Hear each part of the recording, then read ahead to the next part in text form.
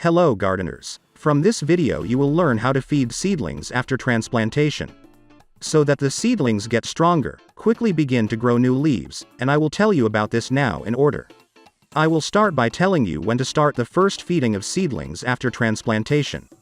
Regardless of whether you feed peppers, tomatoes or eggplants, you need to give the seedlings 7 days for it to take root in a new place. Because during transplantation, in any case, the roots are damaged. This is a little stress for the seedlings, because the volume of the roots is reduced. And, accordingly, the area of absorption of food will also be less. But after 7 days you can already start feeding. From this moment, new roots are already beginning to form, so this top dressing will be aimed at ensuring that the seedlings grow the root system as quickly and as much as possible. And how to understand that the roots are growing? It's very simple. As soon as the root system increases, then immediately the aerial part of the seedlings will increase in volume, it will begin to grow upwards, and the leaves will become larger. What should be fed? I would advise you from personal experience to use potassium humate. This is not an advertisement, so you choose the manufacturer yourself. The main thing is to buy fresh potassium humate, so pay attention to the production date. And it will also be even better if you buy not just potassium humate, but potassium humate with additional trace elements. To prepare a working solution, we need a 5 ml syringe and a 1 liter bottle. Fill it with warm water. And depending on the manufacturer you purchased, you need to take the proportions indicated on the package to feed the seedlings. I will give you a universal amount of potassium humate that should be diluted in 1 liter of water. This is 3 whole 5/10 of a milliliter. Pour into 1 liter of water, mix thoroughly so that the humate dissolves well.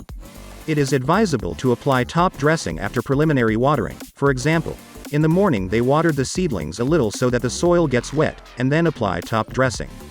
So it will penetrate deeper into the glass, and will be absorbed by the seedlings faster. And feeding with potassium humate will be useful for seedlings for the following reasons. The first, as I said, is my potassium humate with additional micro and microelements, such as sulfur, magnesium, zinc, iron, manganese, boron. Also, potassium humate is rich in amino acids, peptides, polysaccharides, and succinic acid. And if you did not know, succinic acid is an excellent root former and growth stimulator. If you suddenly got this solution of potassium humate on the leaves of seedlings, do not worry, there will be nothing terrible. Since potassium humate can be used for both root and foliar top dressing.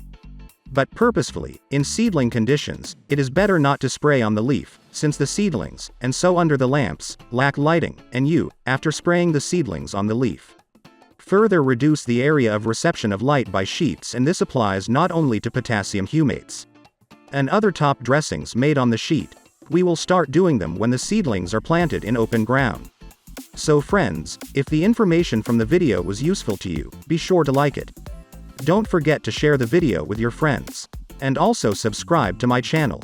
If you have any questions, ask them in the comments.